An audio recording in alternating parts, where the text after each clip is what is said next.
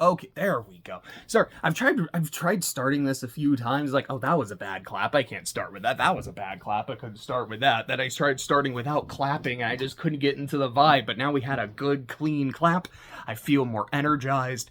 Let's go. Hi, today's Thursday, June 19th, 2025.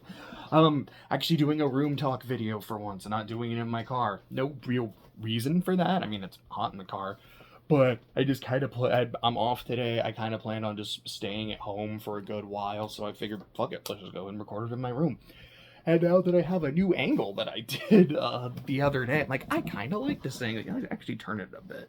Let's get the Golden Witch. I know in the other two, like, I think I had the light on, so there was this, like, glare on Beatrice. And on the one hand, I think it looks really bad, but on the other hand, I like that the Golden Witch has a glare on her, and now she doesn't have the glare, but I don't know, especially seeing it through the camera, I don't know, there's this kind of nice aura to it. I just fucking love this poster. Anyways, let's talk about the week and the past few days. That fucking DK Direct. That DK Direct was so fun. I am so excited for this game. I was excited for this game when it was first rumored, when it was like, hey, the Odyssey team is going to be working on a DK game. That was, I don't remember when that was rumored, like 2016 maybe? I'm throwing out a date. I don't know how accurate that is. No, it couldn't have been that early, because isn't that around when Odyssey came out?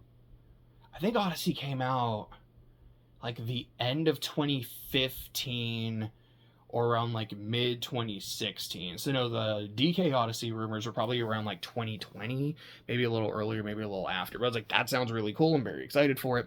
When we saw Bonanza, I went bananas. Like, this looks really fun. I've been waiting for a new DK game. This looks crazy. Now seeing more of it, seeing like the transformations, seeing that there's a fucking skill tree. Little baby Pauline, which is adorable. I've seen a lot of comparisons to, I almost said Mike and Sully, to Sully and Boo. When I first saw it, my brain went, this is giving me like Ralph and Vanellope vibes. Like, this is great. And I saw a comment the other day. It's like, okay, this feels very Disney princessy as well. It's like she has her dream where she wants to go sing, and now she's traveling with her animal companion to make that a reality. I'm like, shit, this really is a Disney movie. This really is just Wreck-It Ralph the game. What the hell? This game looks so good. And now that they also said, yeah, if someone's playing the game, they can game share it to a Nintendo Switch. Theoretically, I can hang out with Wyatt when he's playing Bonanza and play my own copy of Bonanza on my Switch. It's probably going to run like hot ass, but I can do it. And I think Jose also said, he's like, yeah, I mean, if you just want to, because he has a Switch 2 now too, he's like, yeah, if Wyatt can share it to me, you could just play it over here. I'm like, okay, I might do that too. So I am so excited to play this game. It sounds like I will have options to play this game, and probably if I want to just hang out with Wyatt when he's playing, I'm like, all right, I'll play Pauline. I'll give you an assist. It looks really good. It looks really, really fun. So I guess that I had another transition for going into this, but I'll go ahead and do it now since I'm on the topic of video games. So Kai got delayed, also known as, what is it, like Trails Beyond the Horizon, I think is the English title. I'm just used to calling it Kai and it rolls off the tongue better. So Kai got delayed till January, which puts me in an interesting situation, because I wanted to play it last year. I think it was around this time last year, maybe it was closer to September, where I'm like, I want to play Wukong, and when I'm done with Wukong, I'm going to play Kai. And a combination of Wukong taking a lot longer than I thought it would, because there was just a lot of points where I wasn't fucking playing it. And because time had passed, I was like, okay, like, I still really want to play Kai, but I think my trails, like, I have to get my trails fixed. That kind of passed me by. And also, there's a good chance it's just going to come out next year, so I might as well just play it next year. I didn't end up touching it. Then this year, I went ahead and bought it when it was on Steam. I was like, I'm going to play it, I'm going to stream it. Didn't get around to it. I think it was because of when I had to go to California for a bit. I'm like, all right, let's take care of that, then do this. Shit, the game is going to come out this year. It's going to come out in a few months. It's going to be a while, but I can wait. And now it's being delayed till January. Can I wait till January? Yes, I can. However, number one, it was already in my plans to play it this year. Like around October, November-ish. Now, once I hit October, November, it'll only be a few months to January. So I can probably convince myself to wait. Or I might say, this is when I plan to play the game. I'm gonna play it. But the other big thing is I don't want to be spoiled.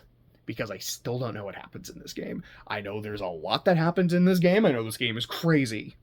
But I have no idea. And I have intentionally kept it that way.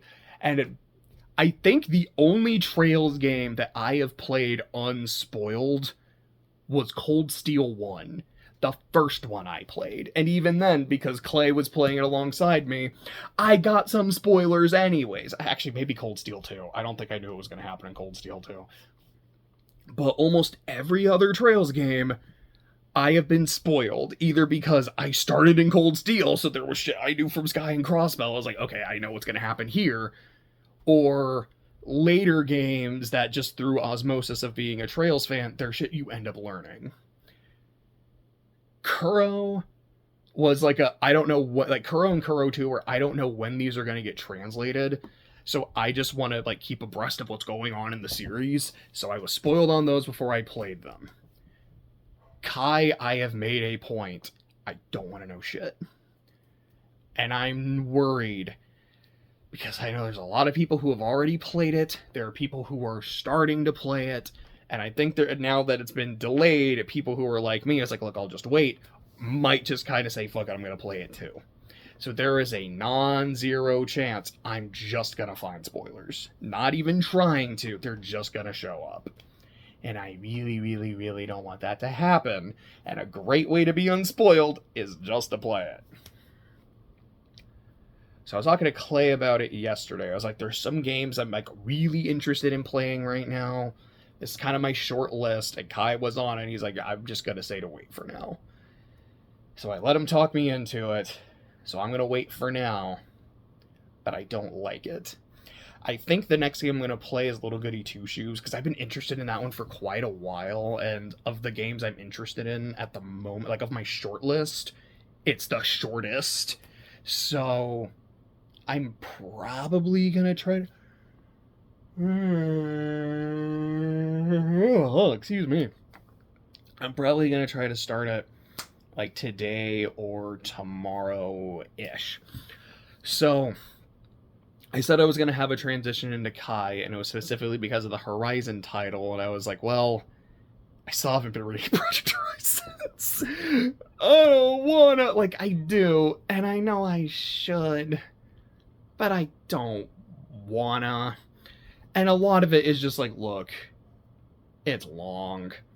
Like, just looking at the audiobook, and like, man, from this point onwards, almost every chapter is like 2.5 hours, if not more. That is a lot of time to be spending with Blackjack.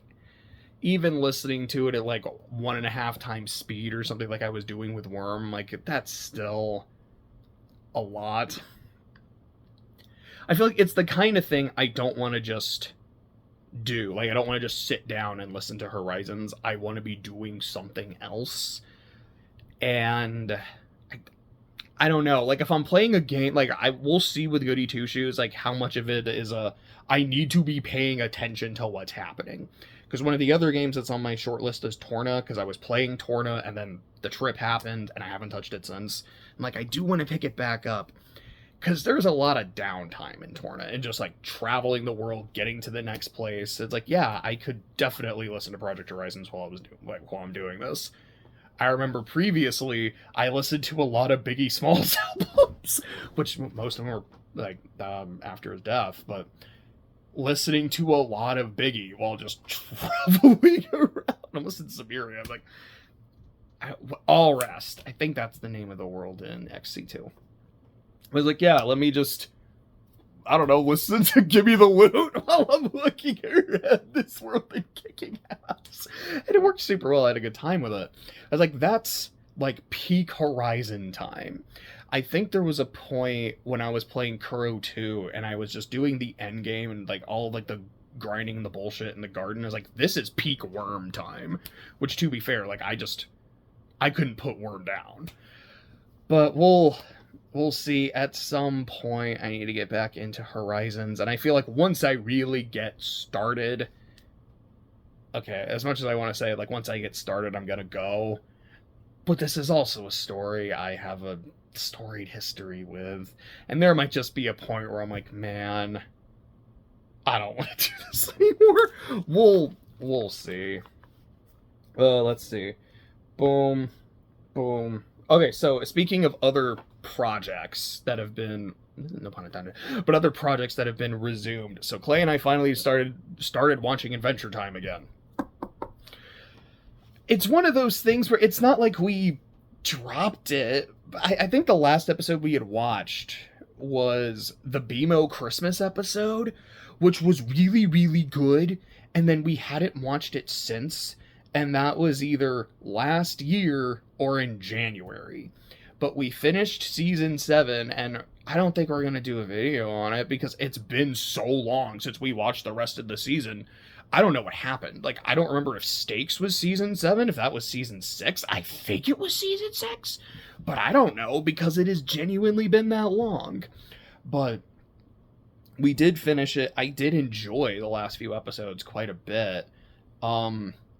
I thought the last episode was weird. And I mean, it's Adventure Time. It's all weird. I just mean from the perspective of, this was the end of the season?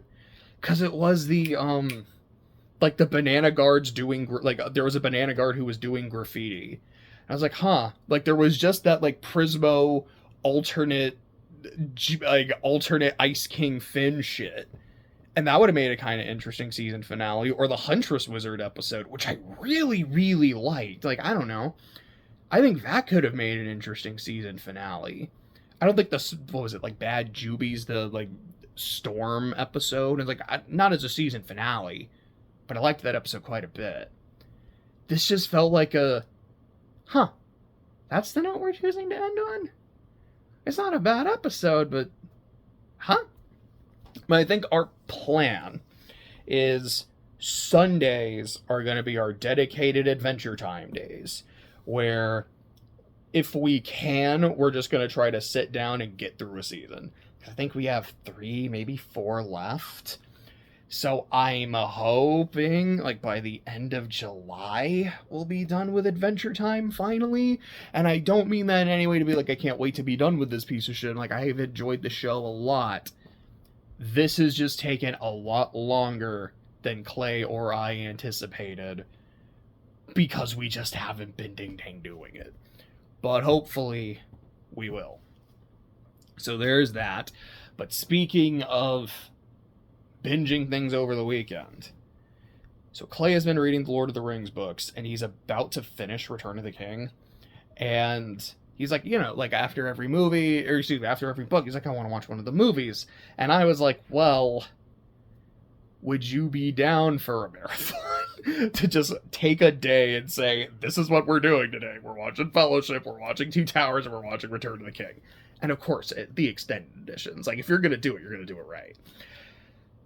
And I think the tentative plan is to do it this weekend. Like, the plan was Sunday, but now we're doing Adventure Time on Sundays, so we'll see how that goes. We might watch Adventure Time on Saturday to clear up Lord of the Rings on Sunday.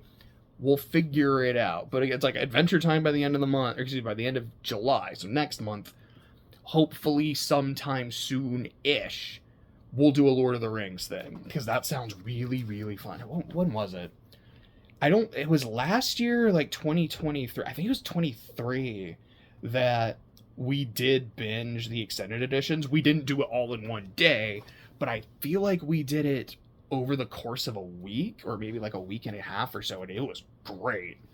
Really looking forward to that.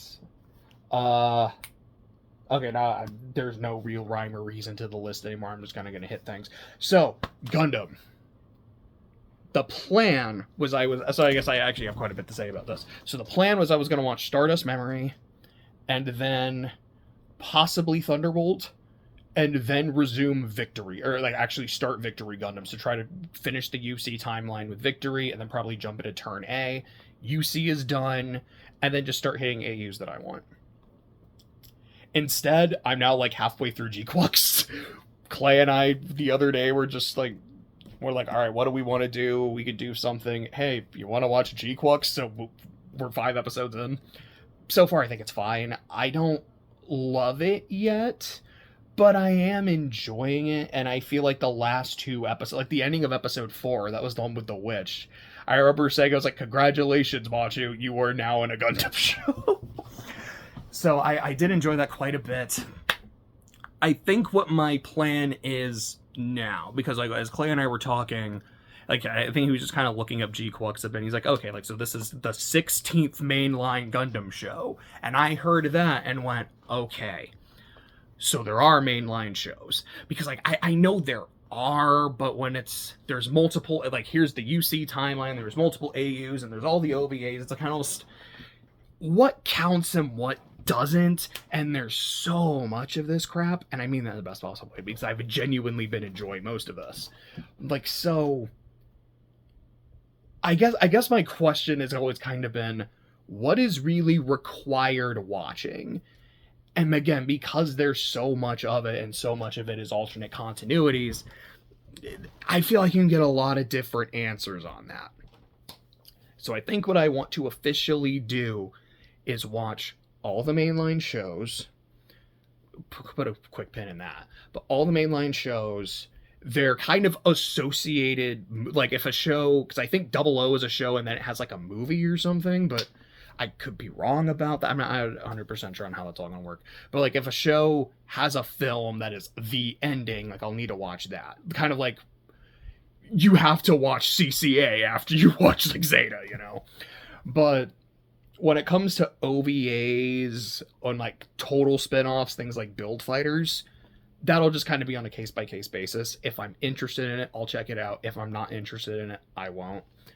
But there are 16 mainline shows. So there's 79, which I did the compilation films for, so I'm counting it. Zeta, which is done. Double Zeta, which is done. And I've watched G Gundam, I've watched Witch, and I'm about halfway through G-Quux. So when that's done, I think next Tuesday, because it's my Tuesday, when that'll be the end of the show, and that'll be done, so I'm 6 down at that point. I'll have 10 left. So I believe I might not get them all, but I think that's Victory, Turn A, I'm not going in order, but like Victory, Turn A, Reconquista, X, IBO, Double O, Seed, Destiny, Wing. I got most of them. Did I say Age? I don't know if I said Age. I've either counted it twice or there's someone else I forgot. My bad. But because I thought Double O was like Double O and like a 002, but when I was looking at the list, I didn't see that. But I think that's the plan, is I'm gonna give all of those a good faith effort. That's kind of what that pin was. Because I remember saying a few years ago, it's like, look, I tried to watch Wing, I did not get into it. So if I'm not gonna say like, look, this is 50 episodes, I'm gonna, power through it. I feel like for me, a good faith effort for a Gundam show is probably like watching a core of it. If I watch a core of Wing and I'm like, dude, this is boring as shit, I don't care, I'm not going to keep watching it. If I watch a core of Wing and go, okay, it's got me, or it's like, I can see the potential, I'm going to keep checking it out, then I will keep checking it out. And that applies to pretty much every other Gundam show as well. So that's the plan. I have no idea when I'm going to... I do still plan on finishing Stardust Memory, by the way. So I'll probably do that one. I might watch Thunderbolt and then Victory. I might hold off. But Victory is the next main line I want to watch. G-Quux just kind of ended up happening this way. And I was going to watch it regardless. But, excuse me. That's that plan. Gosh, there's so much Gundam. I am genuinely enjoying most of Gundam. I say most because I did not like 8th MS. But for the most part, I've been really enjoying it. Which I guess is another point, which is just like, I did the Metaphor video, I did the 8th MS video. I said I don't plan on doing an Adventure Time video for Season 7. Because like I said, it's been so long, I don't even think it's worth it. But maybe when we finish Season 8, it'll be worth doing a video after that. We'll see. But as far as I am concerned, I'm caught up on my videos, so that's good. Boom, boom, boom, boom, boom. Um, in terms of writing, I'm gonna be dead ass. I just have not gotten a lot of progress done. I just, excuse me, I was still able to get some stuff done last week, but I had a lot of just trouble with motivation and just getting up and sitting down to work on it. I'd maybe do a little bit on my phone here and there because I do a lot of writing on my phone, but I just kind of didn't have it. It was not a great week. And this week, it hasn't been like a bad week, but I also just haven't really been able to get a lot done. I was hoping to get some today because I'm off, but I know I have some like specific important shit I need to do. I was gonna be off tomorrow, but something ended up coming up, so I need to work tomorrow. We'll see what happens during the weekend, but also like there's the Lord of the Rings playing, which I'm really excited for, but that means more time not writing, and it definitely bothers me that I'm not writing as much as I should be, and I just need to do it. But so that's in terms of Isla. In terms of Severance, one of our characters. So we had two characters left that we needed sprites for. One of them is now done. The other one, our artist is going to be working on it, and our artist did say they're going to be going on hiatus because they have their own project that they're going to be working on. So I don't know what's going to happen next. I think like I really need to have a talk with Clay about how we want to proceed, and also with our artist, because it's really, I feel like what's either going to happen is we're going to get a lot of work done on our end, but we're going to wait for our artist to come back to kind of like for the background and like the CGs. Or it'll be, okay, if this hiatus is going to be a long time, we need to go in a different direction. And like, I'm going to let them know. I'm like, we'll talk about it, but we'll see how we want to do that. It kind of, it sucks. The situation sucks, but I genuinely really like this artist, and not just in terms of like, you know, they've done good work for me. It's like, I just really like their work. I really like their like creative eye. So the fact that they're going to be working on their own project, I am genuinely excited for that project when it's done. I am happy for them. I hope it kicks ass. And now for my last point. Speaking of kicking ass, I've been saying this over the course of the past few weeks. OKC in 6. I had said after game 1 where I was mad and miserable and frustrated. I picked OKC in 6. That means I figured we'd lose 2 games. This is one of those 2. And I figured we might lose it, like we might drop an early game at home. We'd rebound. We'd split the series in Indiana. I thought we'd win game 3 and lose game 4. I had that backwards. Which again, after game 3, it's like we're down 2-1. That's not great. But I said OKC in 6. I figured we'd lose 2 games and we'd split the series in Indiana, which we did. And then we won game 5, like I thought. So tonight, it's game 6. If we win, I'm going to be very happy. I might be, as they say, insufferable. I might be really annoying with how excited I am. If we lose tonight, I think I'm going to be upset no matter what happens. It's like, if we get blown out, I'm going to be pissed. If we lose by 1 in a game, like we could have clinched tonight, but we didn't, I'm going to be pissed. Like, et cetera, et cetera. But it obviously doesn't mean it's over. And it means I'm going to be really excited and really nervous for Game 7. If we have a Game 7,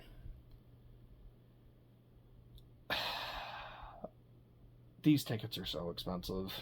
I've looked at them a few times, like for just throughout the series. I'm like, I would love to go to a game. Like, this is my team, and like they're right up the road. I could do this. Never mind, I saw the prices. I can't. So, as much as I would love to go to Game 7, it's probably going to be ludicrously expensive because not only is it a finals game, it's a Game 7 in the finals. So that's not happening.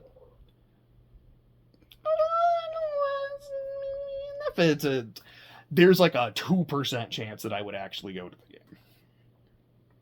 However, if there is a Game 7, I would like to be in OKC. Because I know someone in the city, like, I could go and, like, hang out with. I could probably stay the night. But, like, I don't know, like, watch it at, like, a bar or something. But, like, if we win, like, in a Game 7, like, I would, because Game 6 I'm just going to watch here at my house. I think that's fine. But to be there in the city, like, oh man, that's going to be fucking electric. And there's that part of me that's like, I kind of want it to go to a Game 7. Because as a, like, neutral fan, this has been a fun series. Game 7s are always hype. As an invested fan, winning Game 7 at home and being in the city when it happens sounds really cool. But also as an invested fan, I don't want it to get that far. I don't want to take that risk. If we can get it done tonight, I want it done tonight.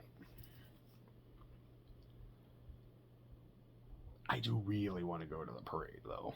I don't know when that would happen, so I don't know. Like, I would probably just request the day off from work, and if there's a hearing, there's nothing I can really do about it. But if there's no hearing, then I could probably be like, yeah, like, I just want to go to the championship parade.